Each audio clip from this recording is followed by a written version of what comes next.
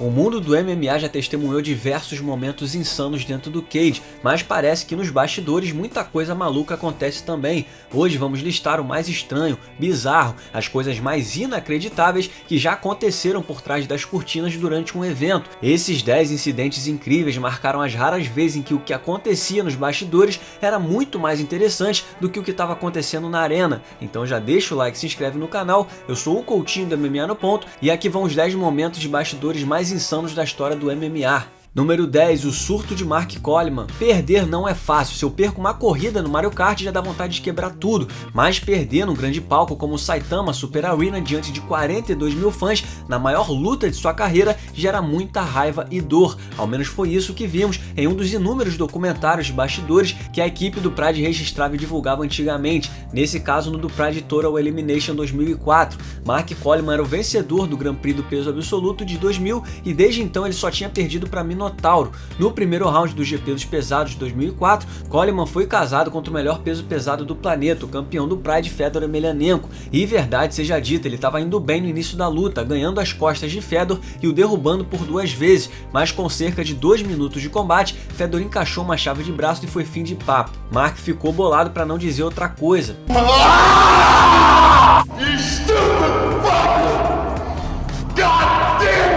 Fato é que Coleman já apareceu tendo ataques de raiva, mas realmente diante dessa derrota sua reação é completamente compreensível. O lado bom é que ele foi cordial com Fedor depois da luta. Número 9, Jason Miller e a demissão misteriosa. O retorno de Jason Mayhem Miller ao UFC em 2011 foi em grande parte devido à sua popularidade no programa da MTV Bully Beatdown, mas Dana White nunca deu o braço a torcer em relação ao cara. Depois de ser treinador no TUF, Miller foi atropelado por Michael Bisping e em seguida acabou escalado para enfrentar Sibidola no UFC 146 para ver se as coisas melhoravam para o seu lado. Infelizmente, uma lesão no joelho no meio da luta acabou o levando a uma frustrante derrota na decisão, e foi nesse momento que algo estranho aconteceu nos bastidores. Pelo menos algumas versões dão conta disso. Na entrevista pós-luta, Dana White surpreendeu e anunciou que Miller estava demitido, deixando de fora qualquer detalhe sobre o incidente que causou a demissão do lutador. Mayhem disse a Ariel Helwani na segunda seguinte, no The MMA Hour, que o incidente tinha acontecido antes da luta, quando ele discutiu com Burt Watson porque queria entrar no cage com uma máscara de gás e um saco de papel. Suddenly, like started yelling about my mask. You know, right as I'm walking out to fight, like, you know what I mean? I'm trying to get focused there, and instead I'm arguing about a paper bag. Acontece que seu companheiro de treinos, Mark Munhoz, depois disse à imprensa que depois da luta Miller tinha arrumado confusão com alguém nos bastidores. O rumor era de que depois da luta Jason foi pro bar e tentou pegar uma bebida de graça. Quando ele não conseguiu, ele e o barman discutiram, sabe Deus o que aconteceu, mas Miller se aposentou pela primeira vez naquela segunda-feira depois do misterioso ocorrido. Número 8, Ronnie Jason e o rombo na parede. Com todo respeito ao surto nos bastidores de Mark Coleman, mas o ataque de Ronnie Jason fez com que o dele parecesse até tranquilo. Voltamos ao UFC Fortaleza em 2013. O campeão do TUF Brasil, Ronnie Jason, ia enfrentar o primeiro grande nome da carreira contra Jeremy Stephens, depois de 4 vitórias consecutivas no cage. Acontece que a luta durou 40 segundos e acabou com Jason levando uma pernada na cabeça e caindo nocauteado. Perder em casa foi duro e principalmente daquele jeito, de forma tão devastadora. Foi a primeira derrota por nocaute da carreira dele, então dava para entender sua frustração. Difícil foi entender isso. Reparou no tamanho do rombo que ele abriu na parede? O cara que deu origem a seu apelido ficaria orgulhoso. Para completar o terror que ele tocou nos bastidores do evento, Ronnie também teria socado a própria cara 2 vezes. Os 2 surtos renderam ao brasileiro corte que precisaram de inacreditáveis 22 pontos. Ronnie Jason, que já estava com uma suspensão médica de 6 meses, pegou mais 30 dias de gancho pela postura antidesportiva, punição aplicada pela comissão brasileira como forma de pedir ao lutador: calma, fera, calma. Número 7, Nate Diaz sai na porrada com Jason Guida. O UFC 199 foi uma noite louca, Bisping virou campeão, a revanche entre Diaz e McGregor foi oficializada, Brock Lesnar anunciou seu retorno, Ariel Helwani foi banido do UFC, já vamos falar disso. Mas algo que quase passou batido nessa bagunça toda foi mais um caso dos irmãos Diaz. Todo mundo já ouviu a história de que Nick saiu na porrada com Joe Riggs dentro de um hospital, mas dessa vez foi Nate que apareceu no lugar e na hora errada. Clay Guida tinha sido nocauteado nas preliminares do evento por Brian Ortega, e seu irmão Jason não estava nada satisfeito com isso. Quem conta a história é o treinador da Team Alpha Male, Justin Buchholz. Then fucking Jason and Nate got into it. I don't know what happened, but Jason bull rushes Nate and like tries to put him against the wall. Nate's got him in a clinch, and I'm standing in the middle. I'm like, no! Depois que o Guida mais velho aparentemente quebrou um banquinho em pedaços, a equipe estava caminhando nos bastidores quando Nate Diaz saiu de um banheiro, levando o Clay a começar a falar besteira. E como você já tá ligado, Nate não é o tipo de cara que leva desaforo pra casa, então ele respondeu e assim Jason Guida partiu pra cima dele. Segundo testemunhas, os dois saíram na porrada por cerca de 30 segundos e só foram separados por um exército de pessoas da equipe do UFC, que mandou cada um pro seu lado. Há apenas mais um dia comum na vida dos irmãos Diaz. Número 6, o cinturão roubado de GSP. O desfecho do UFC 167 foi uma mistura de confusão e raiva. Depois de uma luta apertada entre Georges St-Pierre e Johnny Hendricks, os juízes deram a vitória para o campeão, que deu um discurso confuso pós-luta a Joe Rogan e, segundo Dana White, George stepped out of the octagon, went straight to an ambulance and straight to the hospital. Depois disso, na coletiva de imprensa, o Careca perdeu a linha ao criticar os juízes, Nevada e o plano de St-Pierre de se aposentar, até que, para surpresa de todo mundo, com 25 minutos de coletivo, o menino Jorginho apareceu do nada. No mínimo estranho, depois de responder todas as perguntas que Dana White não respondeu por ele, a coletiva foi encerrada e St-Pierre, de fato, deu um tempo na carreira e abdicou do cinturão. Mas nos meses seguintes ao UFC 167, GSP alegou o acontecimento de coisas bem estranhas nos bastidores. A primeira foi revelada numa coletiva em Quebec, Canadá, no mês seguinte. Segundo, ele falou em francês, depois foi traduzido para o inglês e agora eu traduzo para o português. GSP disse que o staff do UFC o proibiu de comparecer na coletiva de imprensa pós-luta. St-Pierre disse que todo mundo ficou de queixo caído quando ele apareceu. Quanto à ambulância que ele teria entrado assim que saiu do cage, o campeão declarou que estava completamente bem. 2 dias depois, ele estava jogando vôlei. Após os comentários, White tentou corrigir o que tinha dito no UFC on Fox 9,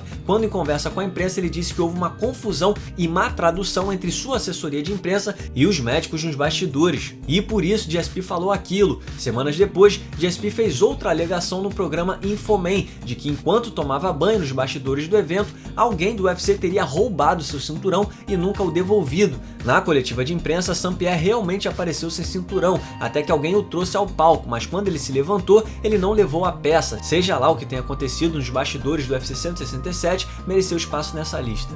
Número 5, Leon Edwards leva combo de brinde. Esse é um dos momentos de bastidores que contribuíram de forma incrível para o estrelato de um nome no UFC. Depois de arrancar a alma de Darren Till com uma canhota na luta principal do UFC Londres, Jorge Masvidal estava dando entrevista para a ESPN junto a Laura Sanko quando o vencedor da coluta principal do show, Leon Edwards, decidiu botar a cara e convocar o Jesus das Ruas para uma luta em julho. Só que Masvidal não estava afim de esperar para sair na porrada.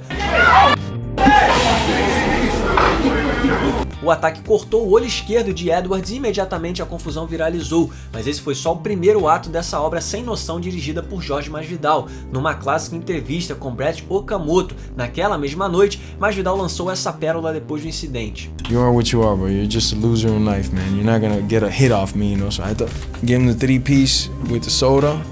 And then just glide out of there, you know? 3 peças com refri é uma referência a um combo do KFC. Isso logo viralizou. Assim ele ressuscitou no MMA. A estrela de Masvidal estava em ascensão, mas seu carisma e a propensão ao pensar no próximo e distribuir refeições não eram novidade. O que fica claro nessa entrevista que Jorge deu no The MMA Hour 3 anos antes. I'm known I got one of the best sucker punches in the business, you know? Sucker punches? Sucker punches. That's not a good thing to be known for. Hell yeah, it is. In the street it is. You learn to have like a really good sucker punch and a really good 50-yard dash. Viva Masvidal! Número 4, Ariel Helwani é banido do UFC. Depois que Nate Diaz e Jason Guida quase colocaram o lugar abaixo, o jornalista Ariel Helwani estava na sala de imprensa trabalhando e tweetando notícias em primeira mão como a revanche entre Diaz e McGregor e o retorno de Brock Lesnar no UFC 200, algo que o UFC planejava anunciar oficialmente mais tarde durante a transmissão. Mas acontece que a Zuffa não gostou nada quando o narigudo estragou a surpresa e isso causou brigas sérias entre os executivos do UFC sobre quem teria vazado a informação.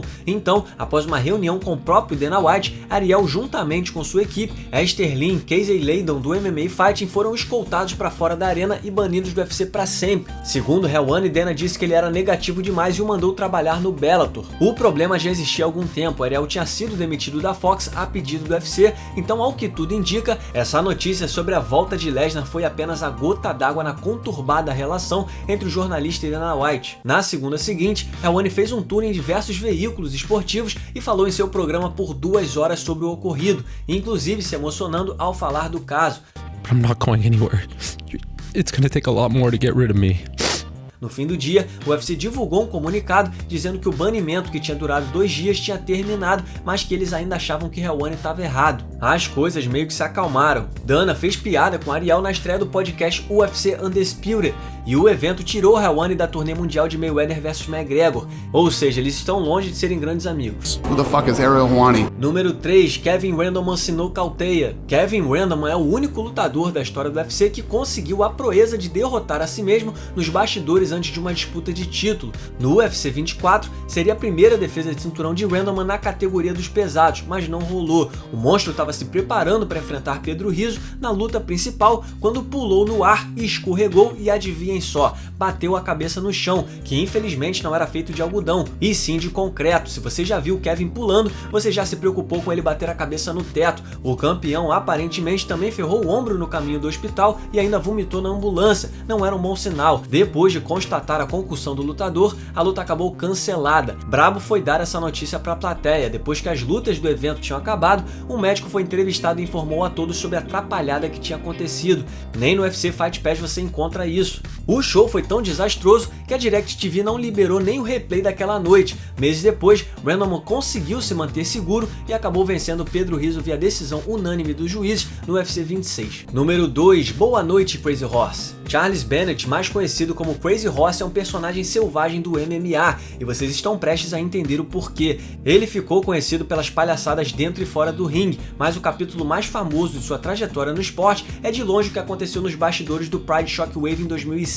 Era uma noite especial para Chutebox, equipe de Vanderlei Silva. O cachorro louco estava escalado para defender o título dos médios contra Ricardo Arona, para quem ele tinha perdido no início daquela temporada numa luta que não valia o cinturão. Bennett já tinha lutado naquela noite e os dois acabaram dividindo o mesmo vestiário enquanto Vandy se aquecia. Parabéns aos envolvidos. Depois que Bennett e Cristiano Marcelo começaram a discutir, a porrada comeu ali mesmo e Cristiano botou Crazy Horse para dormir com um triângulo sinistro. O vídeo lendário da confusão foi publicado no site da Chutebox e viralizou. Bennett alega que depois que as câmeras pararam de gravar, ele se levantou, nocauteou Vanderlei Silva com um único soco e saiu correndo da arena. Teve gente confirmando a história, mas não ficou claro se isso realmente aconteceu. Vocês acreditam? Eu não. Crazy Horse sustentou essa versão por anos, até provocando Vandy com isso antes de sua luta no GP do Rising em 2016. Isso resultou em uma segunda discussão mais cômica e menos violenta entre os dois. Talvez essa rivalidade nunca se resolva. Número 1, Conor McGregor e o ataque ao busão. A verdade é que esse incidente de bastidores foi motivado por um outro caso de bastidores. O problema começou quando Khabib Nurmagomedov chamou Conor McGregor de frango na entrevista pós-luta no UFC 205. Se alguém te chamar de frango, fique esperto porque esse cara tá querendo te diminuir, mas talvez você não valorize tanto. Mas pra Marty McFly e aparentemente pra todo mundo na Rússia, ser chamado de frango é um dos piores insultos possíveis. E não é brincadeira, é sério, é tão ofensivo que é algo raro de se dizer por lá, exatamente por ser uma palavra considerada pesada. E por conta da natureza severa do insulto, o companheiro de treinos de McGregor, Artem Lobov, acabou questionado a respeito dos comentários de Khabib numa entrevista em russo. Artem não chegou a chamar Khabib de frango, mas insinuou que Nurmagomedov que era o cara que toda hora se machucava e abandonava as lutas, e não Conor, então quem era o frango afinal? Vamos pular para 2 anos depois, isso mesmo, 2 anos. Era a semana de UFC 223, Lobov e Khabib estavam no mesmo card, e Nurmagomedov foi cobrar Lobov quando eles se cruzaram no hotel dos lutadores. O leve tapinha na nuca rodou o mundo e chegou a McGregor, que mandou uma mensagem a Lobov dizendo: estou a caminho, e ele estava mesmo. Ele e mais 19 cabeças, Artem, Conor e sua gangue, planejaram invadir o Media Day do evento, mas acabaram chegando atrasados e os lutadores já tinham se encaminhado para o ônibus rumo ao hotel. Resultado, eles atacaram um busão. A cena foi bizarra. Artem foi retirado do evento, Michael Chiesa sofreu um corte e não pôde lutar, um pedaço de vidro entrou no olho de Reiborg e ele também ficou de fora do evento, e Conor acabou preso pela conduta desordeira. Aí, claro, isso também contribuiu para a pancadaria generalizada após o UFC 229. Tudo porque um chamou o outro de frango. E aqui vai um salve para Tommy2Hold, que escreveu essa lista. Você pode seguir o Tommy no Twitter através do @Tommy2Hold. E um salve também para Max Randall, que editou esse vídeo. Você pode seguir o Max no Twitter através do Max_Randall. Muito obrigado por assistir, não se esqueça de deixar o like e se inscrever no canal. Nós teremos vídeos semanais por aqui. Deixe também o seu comentário sobre o vídeo logo abaixo e siga-nos nas redes sociais. Muito obrigado mais uma vez e até o próximo vídeo.